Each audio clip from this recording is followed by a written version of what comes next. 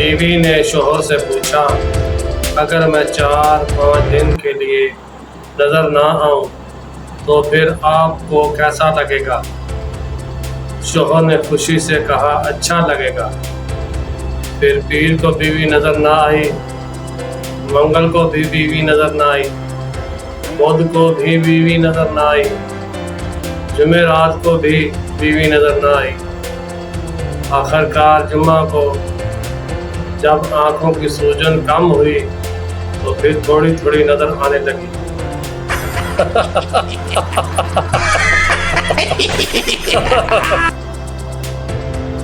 एक आदमी डॉक्टर से, डॉक्टर साहब मेरे बेटे का कद नहीं बढ़ रहा, इसका कोई इलाज बताएं।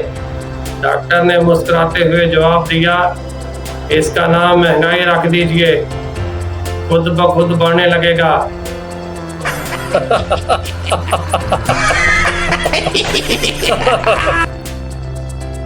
फलसफी ने किसी से पूछा, ये तो बताइए कि मर्दों की उम्रें बानिस्बत औरतों के कम क्यों होती हैं और मर्दों की तरह औरतें गंजी भी नहीं होती। फलसफी ने काफ़ी देर तक गौर व खोज किया, फिर सर खुजाते हुए बोला, मेरे ख्याल में इसकी सिर्फ एक ही वजह हो सकती है कि औरत की बीवी नहीं होती।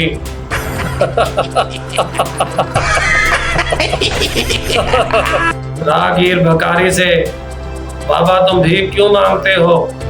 भिखारी, ये देखने के लिए कि इस दुनिया में कितने कंजूस हैं।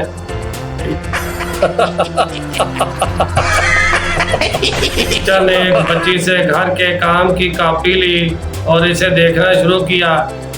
इसमें बहुत ज़्यादा गलतियां थीं। हंसकर कहने लगी, तुम अकेली ने इतनी सारी गलतियां कैसे कर लीं? बच्ची ने मासूमियत से जवाब दिया, मिस भाईजान ने भी मेरी मदद की थी।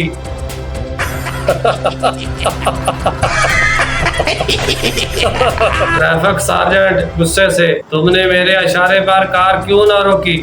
ड्राइवर, जनाब मैं समझा कि आप मुझे सलामी दे रहे हैं।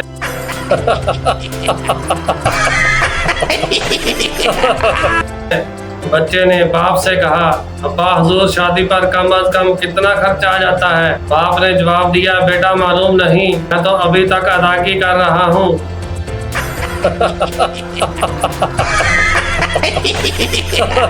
एक दफा एक चोर किसी आदमी के घर रेडियो चोरी करने गया। इसने एक अलमारी में रेडियो पड़ा हुआ देखा। जब इसने रेडियो चलाया तो इसमें ये गाना लगा हुआ था, चोर चोर चोर मचाया मैंने शोर। चोर ने रेडियो जमीन पर मारा और बोला, कमबख्त, तूने भी मुझे देख लिया और शोर मचाने लगा।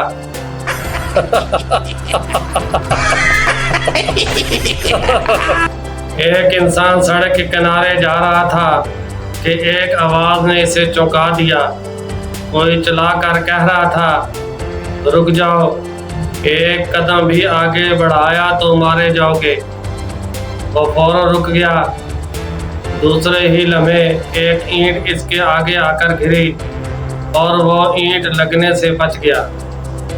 अभी वो 2 ही कदम चला होगा, फिर इसे इसी आवाज़ ने रुकने पर मजबूर कर दिया।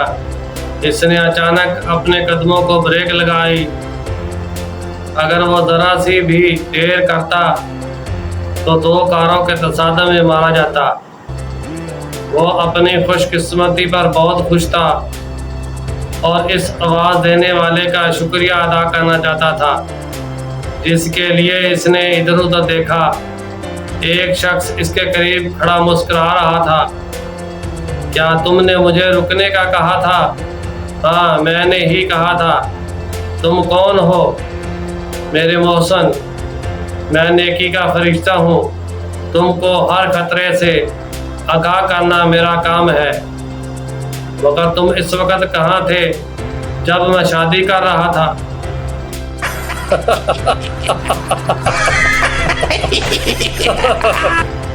एक सिपाही मैदान जंग में अपने अफसर के साथ ही रहता था।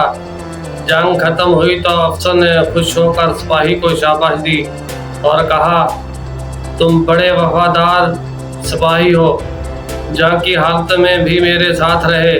सिपाही ने संजीदगी से जवाब दिया, सर मेरी अम्मी की नसीहत थी कि जंग की हालत में अफसर के साथ साथ रहना, क्योंकि जंग में अफसर कम मरते हैं।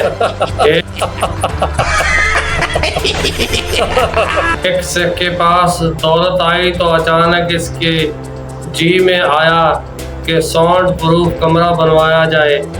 उन्होंने एक मिस्त्री सिख को बुलाया और कमरे की तमीर शुरू करा दी। काफ़ी सारी दौलत खर्च करके जब कमरा मुकम्मल हो गया तो सरदार जी चेक करने के लिए अंदर दाखिल हो गए। मिस्त्री सिख बाहर ही खड़ा रहा। सरदार ने दरवाजे खिड़कियां अच्छी तरह बंद कर लीं और बुलंद आवाज़ से बोले, अरे सरदार। मिस्त्री सिख बोला, के गाले जी। सरदार जी बोले, ओए मेरी आवाज़ आउंदी आ। मिस्त्री बोला, नहीं जी।